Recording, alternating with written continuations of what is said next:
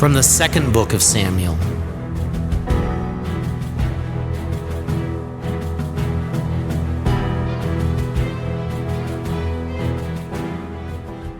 Absalom said to the king, "Allow me to go to Hebron and fulfill a vow I made to the Lord.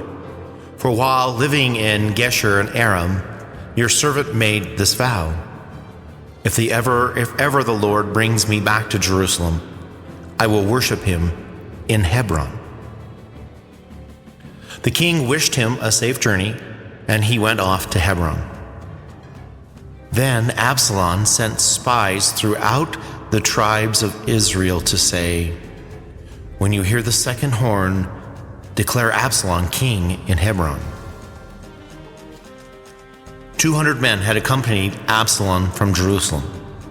They had been invited and went in good faith, knowing nothing of the plan. Absalom also sent to Ahithophel the Gilonite, David's counselor, an invitation to come from his town, Gilo, for the sacrifices he was about to offer. So the conspiracy gained strength, and the people with Absalom increased in numbers. An informant came to David with the report, "The Israelites have transferred their loyalty to Absalom." At this, David said to his servants who were with him in Jerusalem, "Up, let us take flight, or none of us will escape from Absalom. Leave quickly, lest he hurry and overtake us, then visit disaster upon us and put the city to the sword." Zadok, too, with all the Levite bearers of the Ark of the Covenant of God, and Abiathar brought the Ark of God to a halt until the soldiers had marched out of the city. Then the king said to Zadok, "Take the Ark of God back to the city. If I find favor with the Lord, he will bring me back and permit me to see it and its lodging. But if he should say, 'I am not pleased with you,' I am ready. Let him do to me as he sees fit." The king also said to the priest Zadok, "See to it that you and Abiathar return to the city in peace, and both your sons with you, your own son Amaziah and Abiathar's son Jonathan. Remember, I shall be waiting at the fords near the desert until I receive information from you." So Zadok and Abiathar took the Ark of God back to Jerusalem and remained there. As David went up to the Mount of Olives, he wept without ceasing. His head was covered, and he was walking barefoot. All those who were with him also had their heads covered and were weeping as they went.